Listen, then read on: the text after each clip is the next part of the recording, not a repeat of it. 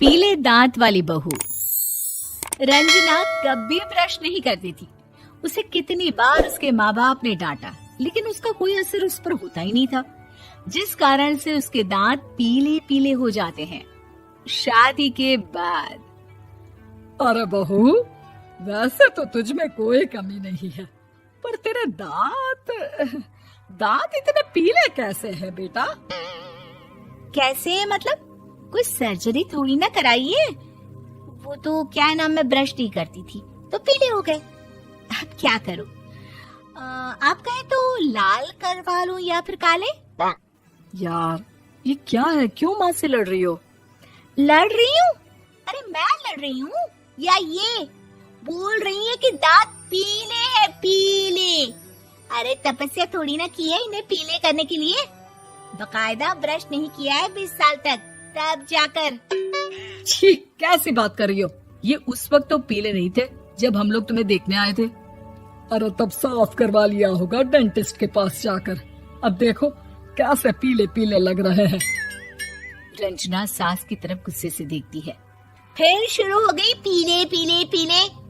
अरे पीले तो तब भी थे जब मेरे हाथ का रसगुल्ला उड़ा उड़ा कर खा रही थी और बोल रही थी, लड़की नहीं गुणों का खजाना दे रहे भाई साहब आप। खैर, अब वो लोग करते भी तो क्या करते, पीले दांत वाली बहू पल्ले पड़ी थी तो झेलना तो था ही। एक दिन कीर्तन में रंजना गाना गा रही थी। अरे कमला बहन, माँ का द्वार है, यहाँ तो सब शुद्ध होकर आते हैं, फिर अपनी बहू को ब्रश भी नहीं करवाती तुम। दूर से पीले पीले दांत भक्ति में बाधा उत्पन्न कर रहे हैं। अरे कोई 2 साल के बच्चे थोड़ी ना लेकर आई हूँ मैं बहू बनाकर। अच्छी खासी लड़की है, अरे कैसे करवाऊं ब्रश? ये तो उसे खुद करना चाहिए ना। अब माँ बाप तो इसके जैसे तैसे निपटा दिए, ये नहीं सोचा कि सास कैसे संभालेगी। सास बहू को लेकर घर आ जाती है, लेकिन सोच लेती है कि अब इसे लेकर कहीं नहीं जाएगी। अगले रोज बहू कहती है, अरे क्या हो गया, मंदिर नहीं जाना क्या? कीर्तन का वक्त हो रहा है। मेरी मधुर वाणी से कान्हा जी जागते हैं और सोते हैं। आप तो जानती है ना उनकी भक्ति में कितना मन लगता है मेरा। वो क्या है ना, तबीयत ठीक नहीं लग रही है मेरी, आराम करूंगी मैं। तबीयत ठीक नहीं लग रही? अभी तो मिथुन के गाने पर नाच रही थी आप, और अब बोल रही है कि तबीयत ठीक नहीं लग रही। अरे भक्ति में मन लगा लो सासू माँ, ऊपर जाना है, क्या मुंह दिखाओगी आप? हाँ? सास को बहू की बात पर गुस्सा आ जाता है।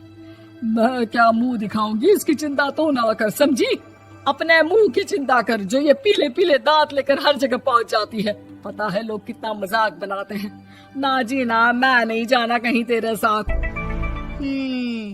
तो ये बात है, कोई ना, मत जाओ, मैं अपने कमरे में ही बैठकर भक्ति कर लूंगी। ऊपर वाला दांत थोड़ी ना देखता है, मन देखता है, भावना देखता है। और अरे बस बस, तू सब कुछ दिखा, बस ये सफेद चमकदार दांत ना दिखाना किसी को, है? जा यहाँ से। बहू को सास की बात का कोई फर्क नहीं पड़ता, वो तो जैसी थी वैसी ही रह जाती है। सुबह नहाकर किचन में खाना बनाना, फिर खाना खाना, कीर्तन भजन करना और सो जाना। एक दिन, माँ जी मैं सहेली के घर जा रही हूँ, शाम को लेट आऊंगी। हाँ हाँ तो जाना, मैंने कौन सा तेरी आरती करनी है घर पर बैठकर। रंजना सहेली के घर जाती है, जहाँ वो पार्टी में जाने की तैयारी कर रही होती है। अरे शिखा, कहाँ जाने की तैयारी कर रही है? मैं गलत वक्त पर आ गई क्या? अरे नहीं यार, उल्टा सही वक्त पर आ गया। मैंने ये साड़ी और ज्वेलरी निकाली है यार, शाम को इनके ऑफिस की एक पार्टी में जाना है। बताना कैसा लग रहा है ये सब? नहीं यार, इस ड्रेस के साथ तो वो वाली ज्वेलरी अच्छी लगेगी। हाँ हाँ सही बोल रही है, मैंने ध्यान ही नहीं दिया। वैसे तो हमेशा से मस्त फैशन सेंस रखती है। तो बड़ा जाती होगी ना पति के साथ पार्टी में। रंजना कुछ नहीं बोलती, बस सोचती है कि यार काश ये बात सही हो जाती, पर मैं क्यों नहीं जाती पार्टी में? क्या इन लोगों की कोई पार्टी होती नहीं होगी? रंजना घर आती है और रात में पति से सवाल करती है, एक बात बताइए, आप मुझे किसी पार्टी में क्यों नहीं ले जाते? क्या आपके यहाँ ऑफिस में पार्टी नहीं होती? पति बेचारा क्या कहता कि दांत पीले हैं तुम्हारे इसलिए। अरे कोई पार्टी होती नहीं हम लोगों के ऑफिस में, तो कहाँ से लेकर जाऊं? और मार्केट, मॉल, कहीं वीकेंड घूमना, कहीं तो।